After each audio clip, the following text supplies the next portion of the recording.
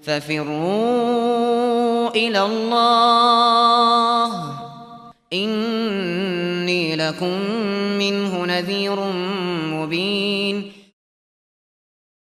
أعوذ بالله من الشيطان الرجيم. لا جناح عليكم إن طلقتم النساء ما لم تمسوهن أو تفرضوا لهن فريضة ومتعوهن على الموسع قدره وعلى المقتر قدره متاعا بالمعروف حقا على المحسنين.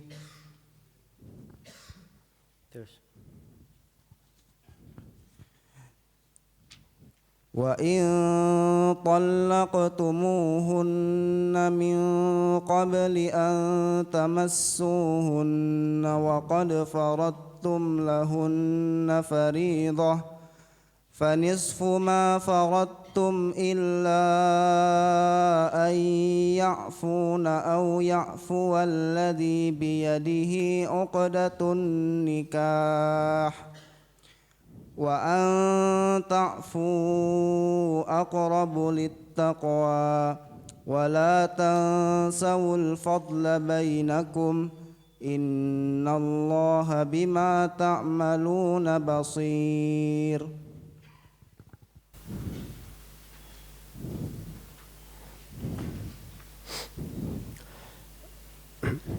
Bismillahirrahmanirrahim.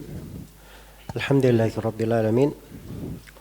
Wassalatu wassalamu ala al-mab'uts rahmatan lil alamin.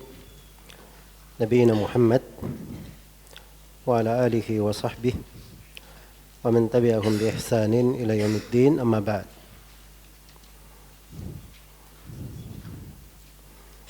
Baik, telah kita dengarkan dua ayat dari surah Al-Baqarah, ayat yang ke-236 dan 237.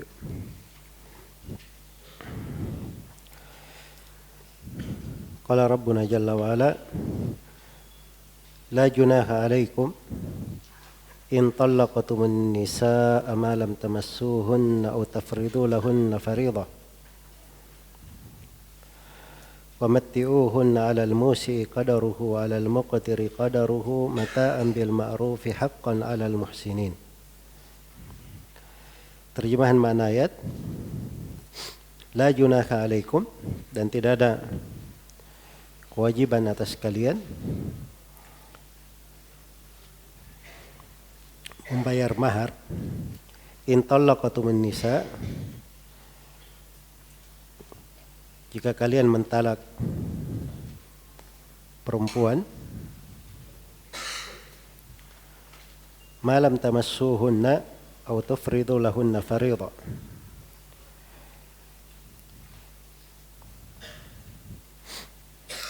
sebelum kalian menyentuhnya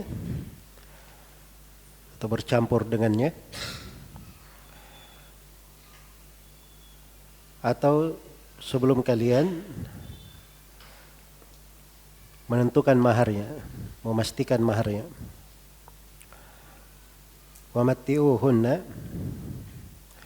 dan hendaknya kalian memberi mut'ah, suatu pemberian, alal musi qadaruhu wa alal muqtiri qadaruhu, orang yang mampu menurut kemampuannya, dan orang yang miskin, orang yang kesusahan, menurut kemampuannya pula.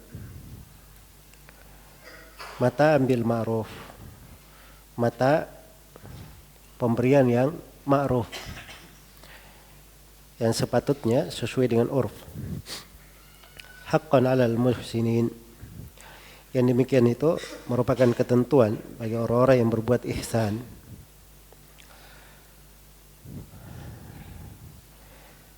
Baik.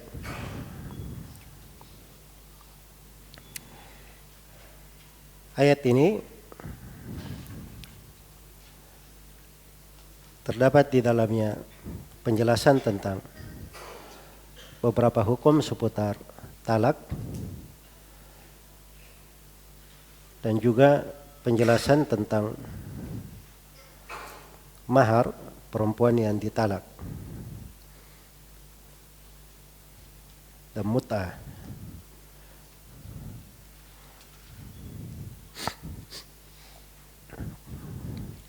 Karena di ayat sebelumnya sudah dijelaskan tentang beberapa hukum terkait dengan perempuan yang ditalak, maka di sini dilanjutkan la junaha alaikum, maka tidak ada junah atas kalian. Ya. La junaha artinya tidak ada dosa atas kalian terkait dengan urusan mahar dan semisal dengannya. La junaha alaikum in talaqatumun nisa. Tidak dosa atas kalian kalau kalian mentalak para perempuan. Jadi kalau terjadi talak itu tidak ada dosa atas kalian. Ini penjelasannya bahwa talak itu dibolehkan. Dibolehkan di dalam syariat. Karena memang pintu talak itu ada dan syariatannya terkait dengan kemaslahatan suami dan istri. Kadang setelah bertemu dalam sebuah akad nikah, dalam sebuah bangunan rumah tangga, suami dan istri memandang keduanya tidak cocok untuk melanjutkan. Dan sebagian orang kadang dia merasa berdosa tidak bisa menunaikan kewajibannya atau akan menjatuhkannya ke dalam kesalahan-kesalahan. Maka dibuka pintu talak untuk hal tersebut.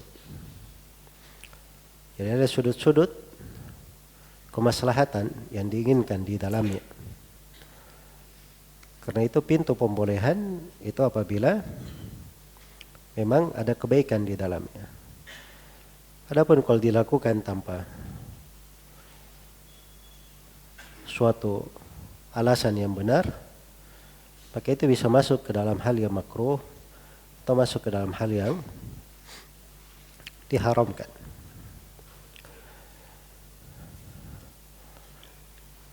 Jadi tidak ada dosa atas kalian kalau kalian mentalak an-nisa, para perempuan, malam tamassuhunna.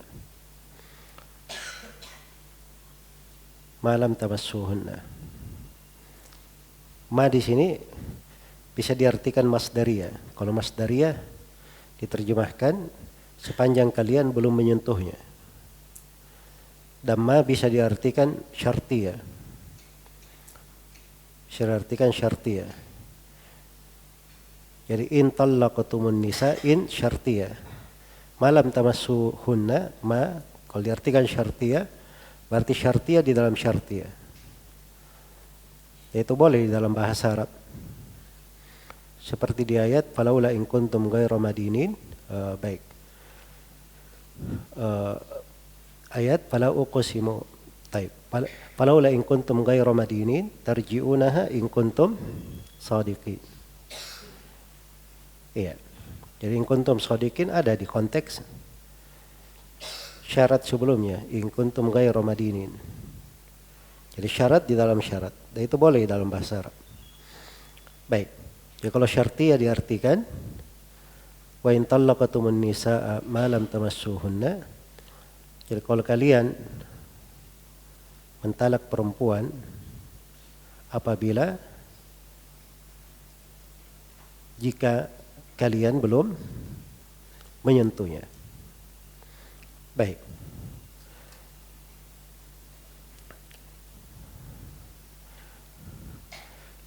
Malam tamassuhunna.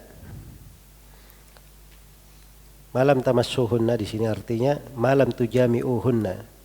Sepanjang kalian belum berhubungan dengannya. Iya.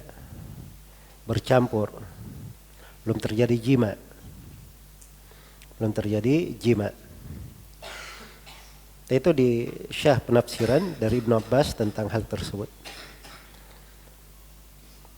Di sebagian qiraat dibaca malam tamassuhunna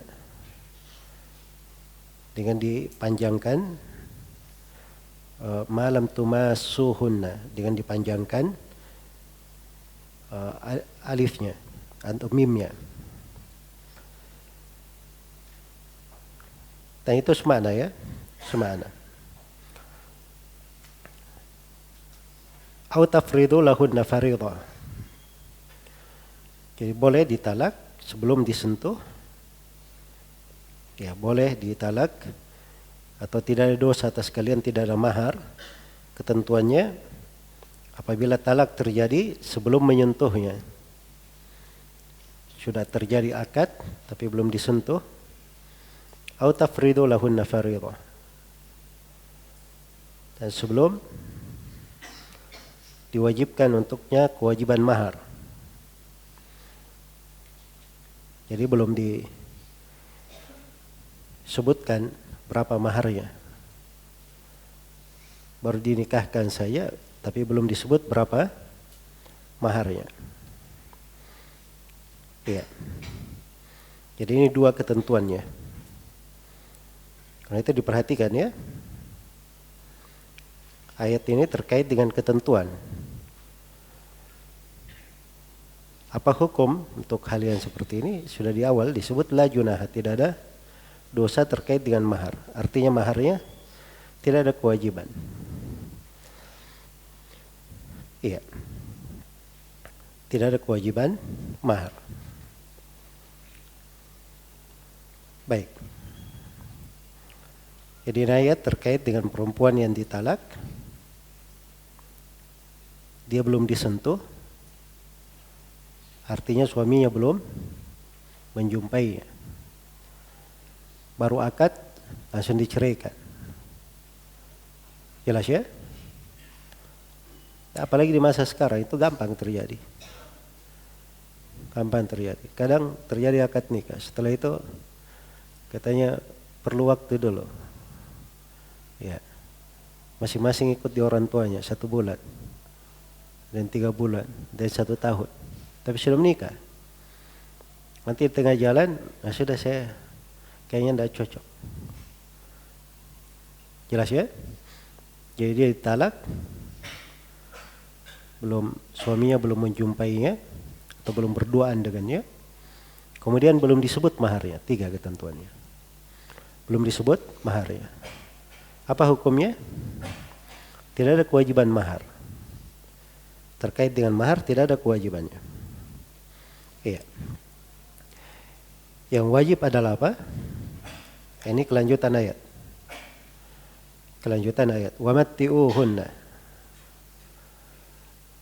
Dan berilah mut'ah untuk mereka. Nah, mut'ah ini pemberian untuk perempuan yang ditalak. Jadi dia diberi pemberian. Kenapa diberi pemberian mut'ah? Karena dia tidak dapat mahar, dia wajib dapat apa? Mut'ah. Itu salah satu sudut alasan adanya pemberian yang disebut dengan mut'ah. Mut'ah itu talak, pemberian talak namanya. Hadiah talak. Ya, kadang dibahasakan seperti itu. Baik.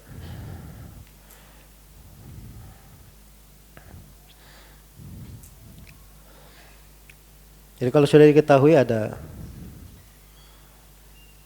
kewajiban memberi pemberian atau hadiah talak, muncul pertanyaan, berapa jumlahnya? Berapa kadarnya? Nah, di lanjutan ayat diperjelas. Alal musi qadaruhu wa alal muqtiri qadaruhu. Iya. Bagi orang yang musi, orang yang punya kelapangan, dia punya kelapangan sesuai dengan kadar kelapangannya. Iya. Sesuai dengan kadar kelapangannya. Walal muqtir, Jadi al-musi ini orang yang lapang, kaya, banyak harta. Nah, dia sesuai dengan kadar kelapangannya. Wa 'alal muqtiri qadaruhu. Di atas muktir, orang yang fakir, tidak memiliki sesuatu atau sedikit dari hartanya, sesuai dengan kemampuannya juga. Sesuai dengan kemampuannya. Mataan bil ma'ruf. Iya. Sebagai suatu mata. Jadi sudah diterangkan di sini ya bahwa dia pamatti'uhunna mataan. Nah, ini taukid ya untuk mut'ahnya diberi.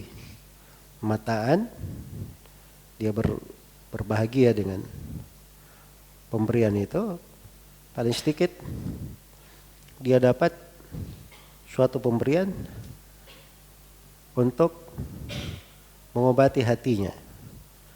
Karena namanya perempuan begitu terjadi talak, ya itu ada suatu kesedihan atas perpisahan. Ada kesedihan atas perpisahan. Jelas ya? Walaupun misalnya kadang seperempuan berpisah dengan suaminya, dia merasa senang karena tidak jadi misalnya. Tapi dari sudut lain, dia statusnya adalah perempuan yang sudah dinikahi, kemudian diceraikan. Iya. Jadi bentuknya mutallaqah. Perempuan yang sudah ditalak. Jadi statusnya bukan lagi perempuan yang belum menikah, tapi perempuan yang sudah pernah menikah. Maka diberi di dalam syariat sesuatu yang menambal kesedihannya. Itulah mata namanya. Bil ma'ruf, dengan hal yang sesuai dengan urf. Apa yang mencocoki kebiasaan. Karena itu enggak ada ketentuan tetap tentang berapa jumlahnya. Ya tidak disebutkan tentang berapa jumlah mut'ah yang diberikan. Iya. Berapa jumlah mut'ah yang diberikan. Dan ketentuan mut'ah ini, kalau mereka misalnya kurang sepakat, maka itu bisa ditentukan di pengadilan. Itu ada urusannya di KUA. Biasanya kalau ada perceraian itu bisa ditentukan. Kalau dia ada hak mut'ah di pengadilan, maka bisa ditentukan di situ oleh pengadilan berapa pemberian yang diberikan. Iya. Sebagian ulama dia mengatakan di masa dahulu dia diberi seorang budak yang bisa melayaninya. Iya. Nah, itu memberi budak itu banyak ya. Memberi budak. Baik. Kadarnya itu kadar yang paling tingginya. Dan sebagian ulama dia mengatakan boleh kurang daripada itu. Ya, yang paling sedikitnya dikatakan dia memberi 3 baju. Dia memberi 3 baju. Baik. Itu disebut dari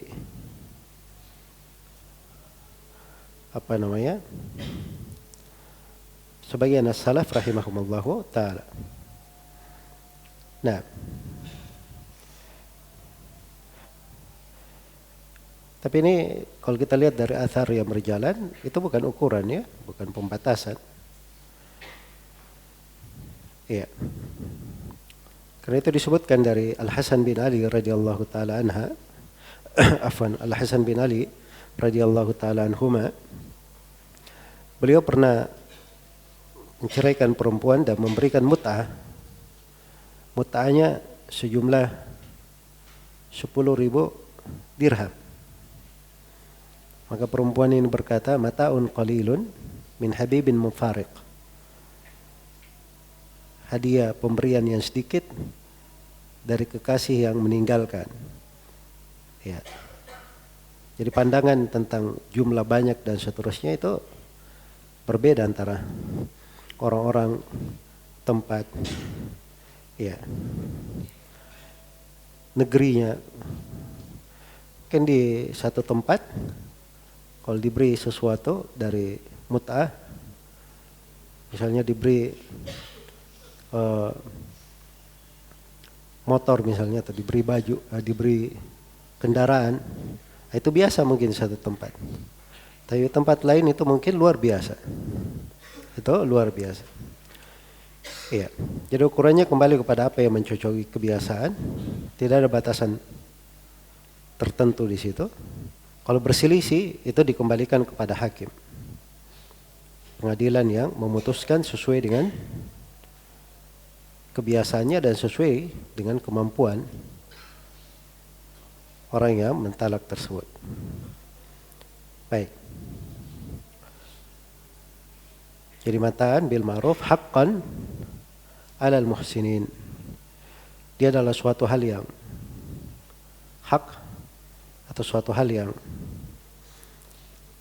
berjalan terhadap al-muhsinin, orang-orang yang berbuat ihsan, orang-orang yang berbuat baik. Al-ihsan itu adalah orang yang berbuat baik. Maksudnya dia mencocoki syariat, melakukan sesuatu perkara yang mencocoki syariat. Iya. Jadi ini penafsiran global terkait dengan ayat ke-236. Baik.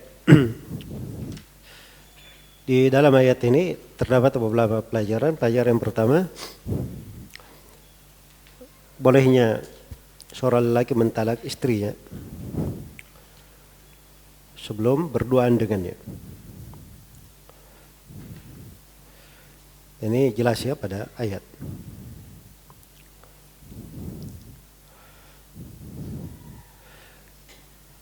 Kemudian yang kedua, terdapat di dalam ayat bahwa kata menyentuh itu kadang digunakan untuk bermakna jima. Sebab malam tamassuhunna, almas asal arti asalnya menyentuh. Tapi di sini tafsirkan oleh Ibnu Abbas dan selainnya dari ulama ahli tafsir bermakna jima, hubungan suami istri.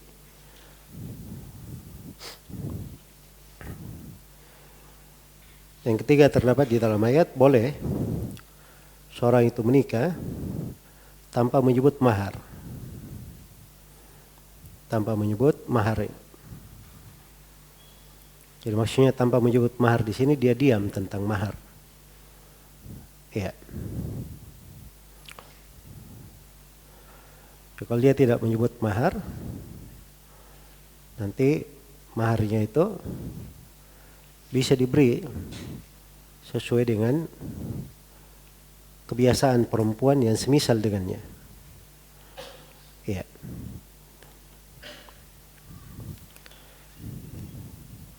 Baik. Kalau misalnya di sebuah tempat nikah dengan perempuan, umumnya orang menikah itu maharnya 20 juta. Umumnya begitu.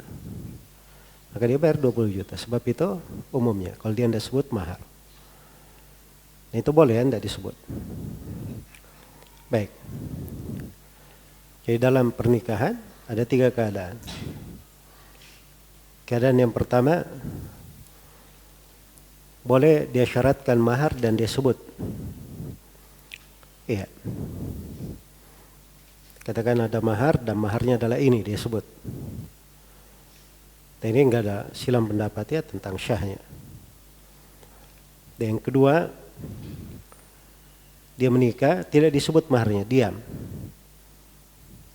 Tapi mereka tahu bahwa ada mahar. Tapi dia diam, tidak dijelaskan maharnya berapa.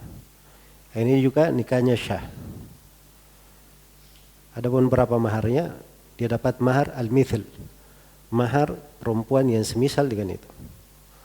Umumnya perempuan yang semisal dengan itu. Jelas ya? Itu kembali ke ukuran orang-orang. Ya. Baik. Kemudian yang ketiga, kalau dia menikah tapi mensyaratkan tidak ada mahar. Ini nikahkan fulan dengan fulan tanpa ada mahar keduanya, disebut dikatakan tanpa ada mahar keduanya. Apakah ini syah atau tidak? Nah, ini letak silam pendapat di tengah ulama. Ada yang benarnya tidak syah ya, karena mahar itu adalah syarat di dalam pernikahan. Baik.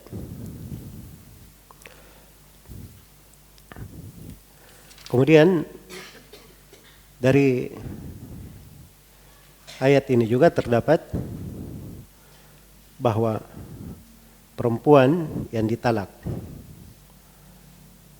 kemudian suaminya belum berduaan dengannya, belum bercampur dengannya, dan belum ditetapkan maharnya, maka tidak ada kewajiban mahar terhadapnya. Hanya wajib diberi mut'ah. Wajib diberi mut'ah talaq. Iya. Wajib diberi mut'ah talaq. Untuk lebih jelasnya, perempuan yang ditalak itu terbagi 4. Perempuan yang ditalak terbagi berapa? Terbagi 4. Yang pertama, ditalak sebelum suaminya bercampur dengannya dan belum disebut maharnya. Ini yang pertama. Yang kedua,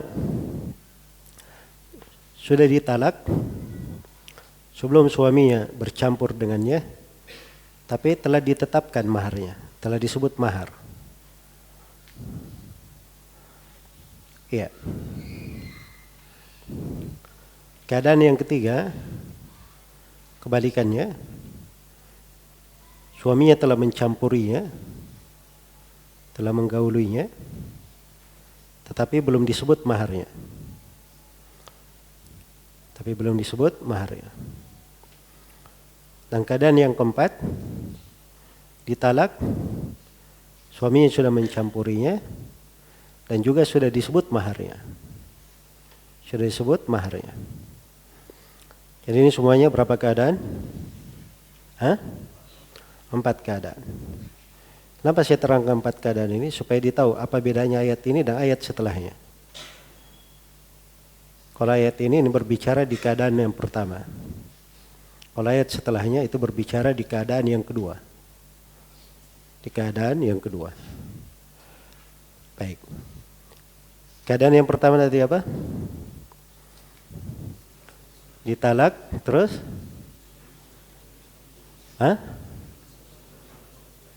Suaminya belum mencampurinya, terus? Belum disebut maharnya. Ini apa hukumnya tadi? Hukumnya pertama dilihat dulu dari sudut mahar. Ada kewajiban mahar? Tidak ada kewajiban mahar. Yang kedua mut'ah. Mut'ah talak ada kewajiban? Ada kewajiban mut'ah talak. Baik, 1. Selesai. Keadaan yang pertama. Keadaan yang kedua. Ditalak. Apa yang kedua tadi? Ditalak terus belum bercampur dengan suaminya, terus dan sudah disebut maharnya. Sudah disebut maharnya. Ini hukumnya akan datang nanti di ayat berikutnya. Dia dapat 1/2 dari mahar. Haknya 1/2 dari mahar. Itu terkait dengan mahar. Atau terkait dengan mut'ahnya, apakah dia dapat mut'ah talak atau tidak? Sebagian ulama ada yang punya kaidah, setiap perempuan yang ditalak dapat mut'ah talak. Iya. Dan sebagian ulama mengatakan tidak. Di sini tidak dapat mut'ah talak. Karena andai kata dapat mut'ah talak, dia akan disebut juga dapat di sini. Karena di sebelumnya disebut dapat. Sedangkan di sini tidak disebut. Baik. Nah, hal yang seperti ini tuh kembalinya ke pengadilan.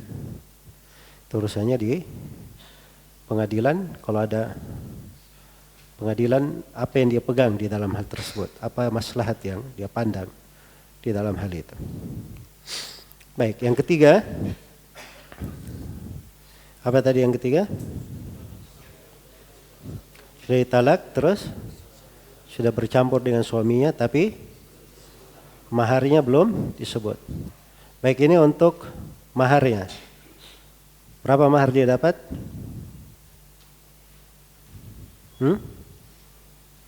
Apa mahar yang dia dapat? Saya sudah sebut tadi. Mahar al-mithil namanya. Mahar yang diukur dengan kebanyakan perempuan yang semisal dengannya di negeri dia, di tempat dia. Jadi tidak ada ukurannya.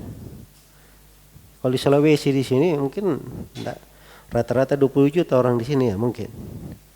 Tapi kalau dia di sebagian wilayah Masya Allah, di daerah lain ada tempat-tempat yang mungkin dia bisa nikah dengan 1 juta, dengan 5 juta. Jelas ya? Jangan berhijrah ya orang Sulawesi ke sana. Ini contoh ya, contoh. Jadi dilihat kepada perempuan yang semisal dengannya. Ya. Terus semisal itu kan orang juga paham. Misalnya perempuan dia berasal dari satu tempat pendidikannya misalnya tidak ada, beda dengan perempuan berasal dari orang yang terpandang, terus dia punya pendidikan tinggi, nah itu beda dengan kata semisal dengannya. Jadi diberi sesuai dengan apa yang semisal untuknya. Ya, itu ukurannya ukuran urf, tidak ada ukuran tetap. Baik, keadaan yang keempat, ditalak terus sebelum yang keempat. Tadi yang ketiga ini, apakah dia dapat mutatut talak? Ya. Terkait dengan perempuan yang ini terkait dengan mutatut talaknya ini silam pendapat ya, saya sudah terangkan. Apakah dia dapat atau tidak? Apakah dia dapat atau tidak di dalam hal tersebut? Ya. Baik, yang keempat, ini sudah bercampur, kemudian disebut maharnya. Disebut maharnya. Maka ini kewajibannya dia diberi mahar sempurna. Diberi maharnya secara apa? Sempurna. Iya. Itu yang dibahas di ayat yang sudah berlalu, la yahillu lakum an ta'khudhu mimma atitumuhunna syai'an illa ay yakhafa an la yuqima hududallah. Ini terkait dengan perempuan yang sudah disebut maharnya. Nah, boleh diambil sama sekali dari harta dia. Iya. Adapun mutatut talak, iya. Telah saya terangkan di sini ada dua pendapat ya. Terkait dengan hal tersebut. Ya. Tapi yang benarnya bahwa mutatut talak itu pemberian diberikan. Apakah dia wajib diberi atau tidak? Perempuan yang ditalak ini kewajiban, ada hal yang perlu diperhatikan. Memang akan datang di ayat yang akan datang. Ayat 241, walil mutallaqati mata'un bil ma'ruf haqqan 'alal muttaqin. Perempuan yang ditalak ada mata' bil ma'ruf. Iya. Mata' bil ma'ruf.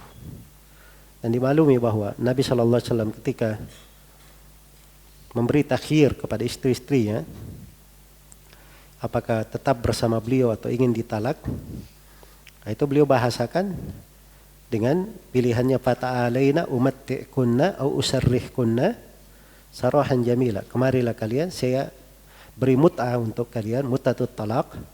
Maksudnya saya talak kemudian saya beri hadiah talak, atau saya lepaskan kalian dengan sarahan jamila. Baik. Dan di antara ulama yang ada yang berkata tidak ada mut'ah. Tidak ada kewajiban untuk memberi mut'ah. Iya. Baik.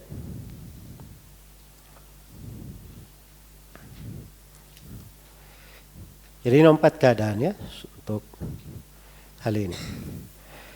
Kemudian di dalam ayat ini juga terdapat bahwa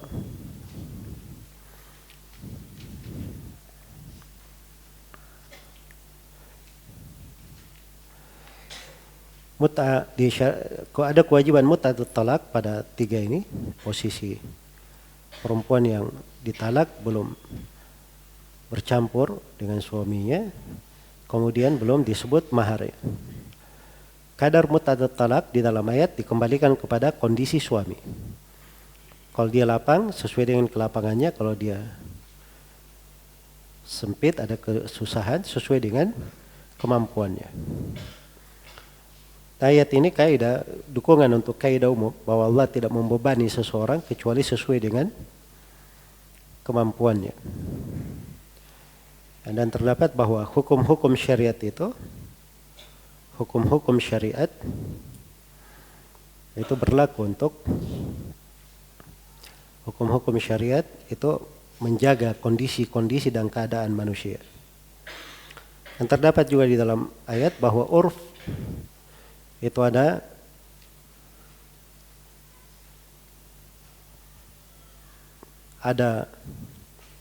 penggunaannya di dalam hukum syar'i, suatu hal yang dianggap. Ya, karena itu masuk di dalam kaidah umum. Al-ada muhakkamah. Kebiasaan itu adalah hal yang dijadikan hukum.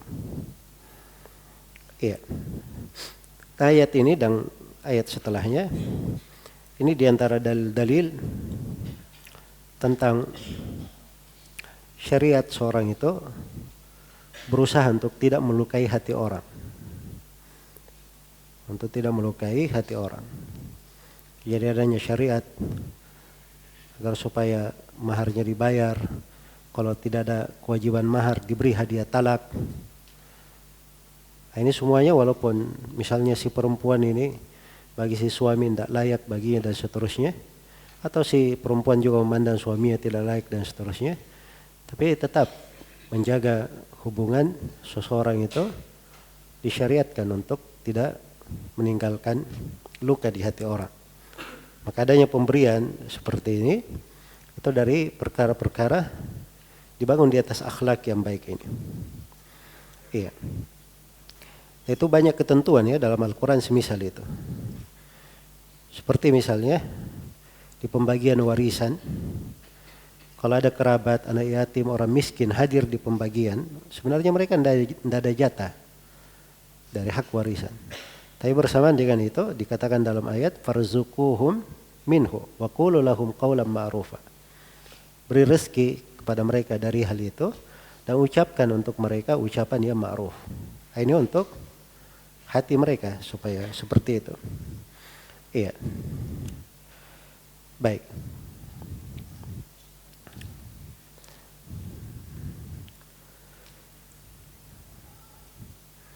Dan sebagaimana Bani Israel ketika mereka sudah menderita sedemikian rupa, maka Allah memberi minnah kepada mereka. Setelah itu ditamkin di atas muka bumi, dijadikan para imam, dan dijadikan mereka yang mewarisi bumi setelah Firaun.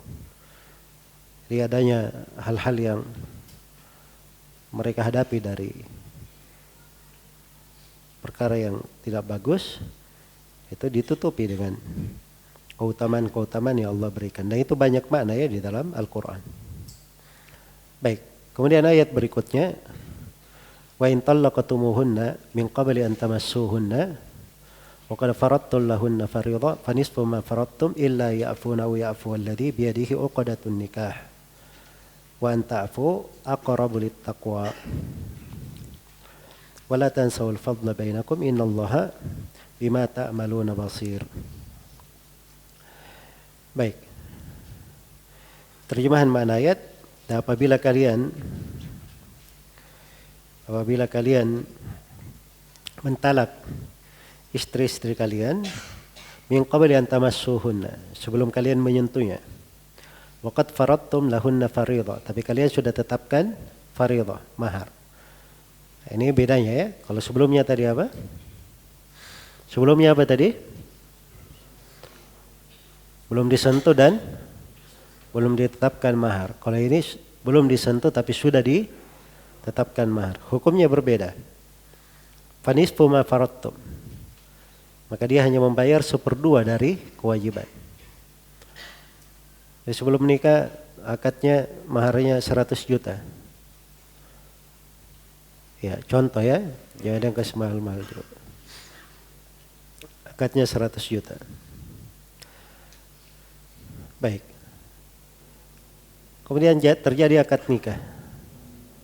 Sebelum bercampur keduanya, belum masuk suami ke istrinya, tiba-tiba si suami mentalak istrinya. Dia mentalak. Maka di sini kewajiban maharnya berapa? 1/2. 1/2 dari 100 berapa tadi? 50 juta. Itu yang dia bayar. Ya, asalnya itu kewajibannya. Kecuali illa ayyafuna. Kecuali kalau si perempuan memaafkan, istri yang ditalak memaafkan. Ya. Misalnya dia berkata, "Oh, enggak usah, saya maafkan." Karena mungkin si perempuan sendiri dia gembira, "Oh, bagus juga saya gak jadi." Misalnya ya. Baik. Nah, itu boleh ya, kalau dia maafkan tidak ada masalah. Makanya tadi di antara ulama yang mengatakan tetap diberi mut'atut talak, karena mut'atut talak ini lain bentuknya. Dia itu bukan hanya karena si perempuan ini belum diberi mahar, tapi dia juga untuk apa? Untuk menambal luka di hati. Ya. Jadi dari sudut pemberian itu bagus ya. Au ya'fu alladhi biyadihi uqadatun nikah. Atau dimaafkan oleh orang yang di tangannya akad nikah itu. Yang di tangannya akad nikah siapa? Ini dua pendapat ya di kalangan ulama ahli tafsir. Ada yang mengatakan walinya, sebab katanya dia menikahkan. Dan ada yang mengatakan si suami. Akad nikah itu di tangannya, dia yang berhak untuk melepaskan, dan dia pula yang mengikatnya. Iya. Jadi maksudnya begini.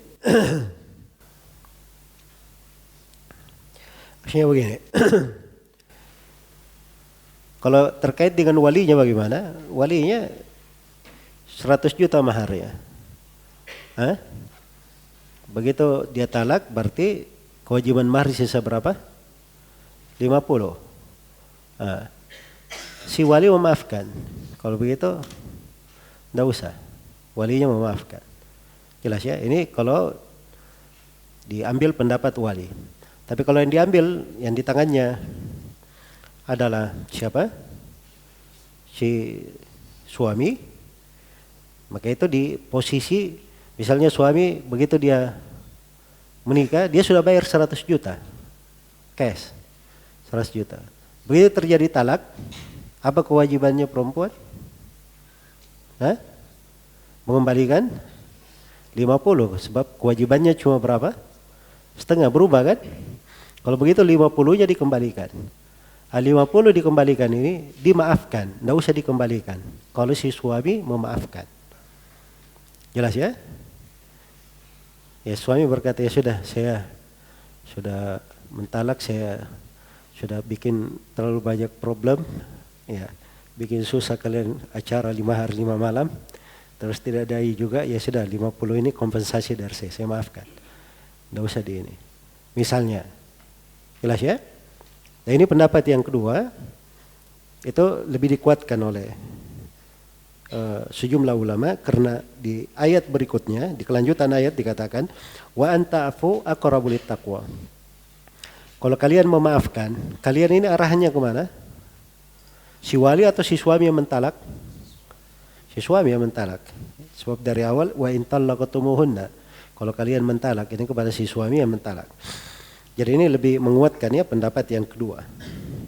Jadi bangun di atas pendapat yang kedua, yang berhak memaafkan tidak bayar itu cuma istri. Dan yang berhak untuk memaafkan lebihnya itu cuma si suami.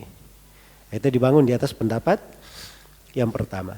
Tapi kalau dibangun di atas pendapat bahwa wali juga memaafkan, apabila walinya berkata sudah tidak ada masalah, maka itu dipegang ucapannya. Jelas ya? Nah, hal-hal yang seperti ini biasanya itu urusan di pengadilan,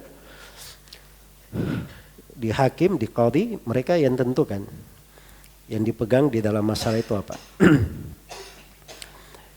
Wala tansawul fadla bainakum. Dan jangan kalian saling melupakan keutamaan di antara kalian. Innallaha bima ta'maluna basir. Nah ini penting ya, jangan saling melupakan keutamaan di antara kalian. Ya. Jangan saling kalian meninggalkan berbuat utama. Jadi ini memaafkan, sana membolehkan. Nah itu dianjurkan. Demikian pula kalau sudah terjadi talak itu, jangan saling melupakan. Semuanya ada kebaikannya masing-masing. Nah, dan ini peringatan ya untuk orang-orang kalau dia sudah mentalak, ya luar biasa ya. Si suami bahasanya jelek sekali kepada mantan istrinya. Mantan istrinya tidak mau kalah juga. Jelas ya? Ya, dan ini masalah-masalah yang seperti ini jadi prahara. Apalagi di belakangan ini dengan tersebarnya gampangnya orang berkicau di medsos, di media sosial. Ya. Terkait dengan orang-orang yang dulu dia pernah menikah dengannya. Akhirnya menjeratnya ke kasus-kasus hukum, ya, dibawa ke pengadilan dan sebagainya. Itu kadang terjadi, memang terjadi karena tidak ada etika dan adab orang-orang seperti itu. Jelas ya, tidak ada etika dan adab. Ya.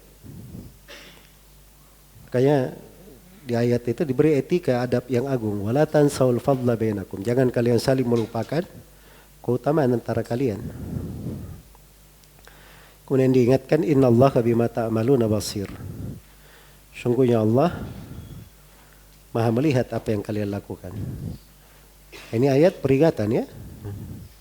Jadi jangan sembarangan dalam masalah talak itu, Allah itu Maha melihat apa yang kalian lakukan, apa yang kalian kerjakan. Ya. Apa yang kalian kerjakan. Baik, dari ayat ini kita petik beberapa pelajaran. Pelajaran yang pertama, tema umum pada ayat, apabila seorang perempuan ditalak sebelum dicampuri oleh suaminya, tapi sudah disebut maharnya, sudah ditentukan maharnya, maka dia hanya mendapatkan berapa? 1/2 dari mahar. Iya. Sila mendapat di sini para ulama terkait dengan berkhalwat. Berkhalwat. Kalau bercampur kan hubungan suami istri ya. Bagaimana kalau cuma berduaan saja? Cuma berduaan. Misalnya masuk dalam satu kamar misalnya, tapi belum melakukan hubungan suami istri. Setelah itu terjadi talak. Ya. Khalwat ini itu dimasukkan juga oleh para sahabat ya, dihitung. Di dalam fatwanya para sahabat dihitung sama dengan orang yang sudah bercampur. Sudah bercampur. Ini hukum perlu diketahui. Baik. Kemudian di dalam ayat ini terdapat bolehnya mentalak ya sebelum bercampur dengan istri dan sebelum walaupun sudah ditentukan mahar ya. Iya. Dan terdapat bahwa penentuan mahar itu kembali kepada si suami, bukan istri yang menentukan, tapi siapa? Suami. Ya kalau pihak keluarga menyebut mahar, itu usulan namanya. Ya misalnya dia sebut maharnya 100 juta, ya usulan. Kalau si suami,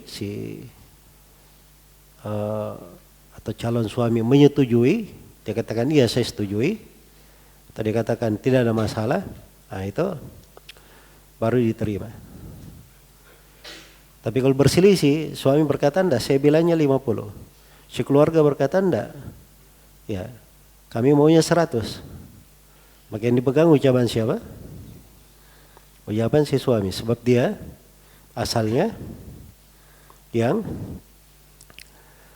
dipegang ucapannya. Ya. Yang dipegang ucapannya. Baik. Dan di dalam ayat ini juga terdapat bahwa perempuan itu boleh menggugurkan dari hak yang merupakan kepemilikan dirinya. Seperti mahar ini dia gugurkan. Mahar itu milik dia. Boleh dia gugurkan. Iya. Jelas ya, tapi ini dengan syarat perempuan ini sudah bisa untuk tasarruf, dia sudah berakal. Ya, sudah mengerti, sudah paham. Tapi kalau misalnya perempuan ini masih kecil, dia belum mengerti masalah duit, masalah yang seperti itu walinya yang mewakili dalam hal yang seperti itu. Baik, dan terdapat bahwa perempuan itu dia boleh bertindak pada hartanya sendiri. Ya, karena mahar itu harta dia silahkan mau bertindak, dia mau serahkan, dia mau ambil. Ya. Karena itu kalau ada suami dan istri harta dia. Harta suami juga. Jelas ya? Tapi suami ada kewajiban untuk memberi nafkah kepada siapa? Kepada istrinya. Adapun si istri tidak ada kewajiban memberi nafkah kepada siapa? Kepada suami. Jelas ya?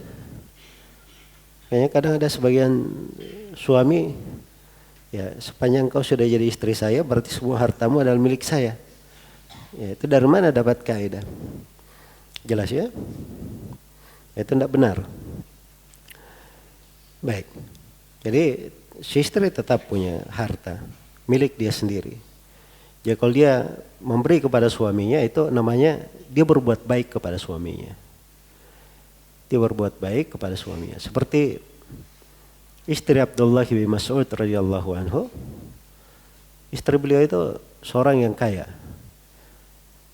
Dia mengeluarkan zakat setiap tahun. Zakatnya diberi ke suaminya karena suaminya miskin. Ya. Suaminya miskin, diberi zakat oleh siapa? Oleh istrinya. Itu kadang ada seperti itu. Jelas ya, karena perempuan itu dia menikahi orang macam-macam alasannya. Ada alasannya cari dunia, ada yang alasannya cari ketampanan, ada yang alasannya cari kedudukan, ada yang alasannya cari agama. Dan ini istri Abdullah bin Mas'ud orang yang cari agama dia. Abdullah bin Mas'ud itu cacat kakinya juga radhiyallahu anhu. Ya, tapi beliau adalah seorang yang berilmu dari ulama sahabat.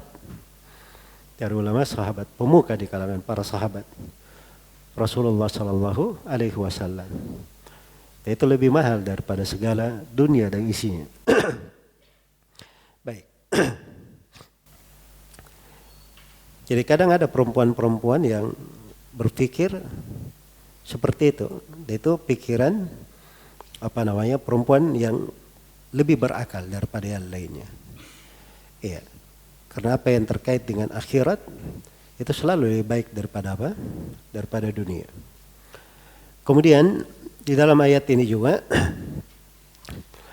terdapat bahwa suami itu boleh memaafkan kelebihan mahar yang dia berikan. Kalau dia sudah bayar mahar, ya begitu dia talak sebelum bercampur, maka dia berhak mengambil setengahnya. Tapi kalau setengahnya ini dia maafkan, ya maka itu tidak ada masalah. Dan terdapat di dalam ayat ini juga bahwa nikah itu adalah akad. Nikah itu adalah akad. Jadi akad, kalau dia sepanjang dia akad itu boleh diwakilkan. Boleh diwakilkan. Kalau misalnya di hari pernikahan si calon mempelai laki-laki tidak bisa hadir misalnya karena dia lagi di luar negeri atau ada hal yang dia tidak bisa, maka kalau diwakilkan boleh saja. Jelas ya? Jadi dia datang di situ, wakilnya, ya menerima akad nikahnya. Jelas ya? Bukan penggantinya ya, beda antara pengganti dan apa? Wakil. Kalau mewakili itu datang sifatnya sebagai wakil. Dia berkata saya adalah wakil si fulan. Pakaiannya pakaian biasa aja, yang pakaian pengantin nanti dikira dia penggantinya. Ya kalau mewakili itu tidak ada masalah. Baik. Kemudian juga dimaklumi bahwa akad itu boleh saja akad nikah. Misalnya akad nikah hanya dua mempelai kemudian hadir di situ walinya, ya ada dua saksi, terus dinikahkan. Maka itu sudah syah dari sudut akad nikah. Jelas ya, tapi di pernikahan itu ada namanya i'lan bin nikah, mengumumkan pernikahan. Nah, itu Makanya ada resepsi pernikahan itu pengumuman untuk apa? Nikah. Dan kadang ada orang dia buat akad nikah sekaligus dia umumkan karena dia undang ke acara akad apa? Akad nikahnya sekaligus pernikahan. Ini biasanya orang yang tidak mau repot-repot. Dan umumnya di masyarakat seperti itu ya. Di umumnya di masyarakat seperti itu. Baik. Kemudian di dalam ayat ini juga terdapat anjuran untuk memaafkan. Karena dikatakan wa anta'fu aqrabu littaqwa. Kalau kamu memaafkan itu lebih dekat kepada ketakwaan. Ini memang ayat di pembahasan talak, pembahasan mahar. Dianjurkan memaafkan, tapi teks ayat itu lebih umum. Di segala hal yang sifatnya terkait dengan hak pribadi, memaafkan itu lebih utama. Ingat saya beri ketentuan ya. Padahal yang sifatnya hak apa? Hak pribadi. Memaafkan lebih apa? Lebih didahulukan. Tapi kalau pada hal yang merupakan ketentuan tetap dalam agama itu tidak ada maaf-maafan. Pencuri sudah mencuri sebagaimana itu kalau syariat dipotong tangannya, nggak ada istilah dimaafkan. Jelas ya? Orang yang membunuh misalnya kemudian keluarganya meminta darahnya untuk dikisos, itu nggak dimaafkan sepanjang mereka meminta apa? Mereka meminta kisos. Ini hukum tetap. Demikian pula terkait dengan masalah-masalah keyakinan, masalah akidah. Itu tidak ada istilah memaafkan. Apalagi minta maaf. Jelas ya? Dalam hal tersebut. Ada orang yang menistakan agama misalnya, itu hukum dalam syariat cuma satu, dihukum mati, hukum bunuh. Iya, itu dihukum pengadilan Islam. Dihukum pengadilan Islam. Dan memang itu memang terkait dengan hukum pengadilan. Tidak dikatakan dimaafin aja. Itu bukan hak saya, bukan juga hak orang. Itu hak Allah Subhanahu wa ta'ala. Jelas ya? Kalau misalnya ada yang mengatakan bahwa yang berucap Allah adalah Isa bin Maryam atau Allah punya anak, ya, itu adalah kekafiran. Maka ini yang seperti ini itu dihukum pengadilan, dimasukkan. Sebab itu terkait dengan hak Allah. Jelas ya, terkait dengan hak Allah Subhanahu wa ta'ala. Baik. Jadi di sini anjuran memaafkan itu kalau terkait dengan hak pribadinya, dia zalimi, dia dicela, ini dia memaafkan, itu lebih dekat kepada apa? Kepada ketakwaan. Lebih dekat kepada ketakwaan. Dan terdapat di dalam ayat juga bahwa amalan itu berjenjang-jenjang. Karena itu ada amalan yang lebih dekat, ada yang paling dekat. Ya, ini menunjukkan amalan itu berjenjang-jenjang. Karena memang asalnya pada keimanan manusia itu bertingkat-tingkat di dalam keimanan. Kemudian di dalam ayat ini juga terdapat anjuran untuk tidak melupakan keutamaan. Ya, saling berbuat utama. Ya, kalau ada yang berbuat baik kepadanya, dia tidak lupakan kebaikan orang. Terus dia juga dituntut berbuat utama kepada orang, berbuat yang baik. Iya, karena itu di dalam hadits Jabir riwayat Al-Bukhari, Rasulullah sallallahu alaihi wasallam bersabda, rahimallahu imra'an samhan idza ba'a, samhan idza ishtara, wa samhan idza iqtada. Allah merahmati seorang hamba, dia itu dermawan ketika menjual, dermawan ketika membeli, dan dermawan ketika dia melunasi hutangnya. Dia melunasi hutangnya. Dan terdapat di dalam ayat ini penjelasan tentang luasnya cakupan ilmu Allah, karena Allah Subhanahu wa ta'ala melihat segala sesuatu yang dilakukan oleh hamba. Terdapat bahwa di dalam ayat ya peringatan agar supaya seorang itu komitmen di atas ketakwaan, berjalan sesuai dengan syariat. Karena Allah Subhanahu wa ta'ala memperhatikan segala yang dilakukan oleh hamba-hambanya. Ya wallahu ta'ala alam.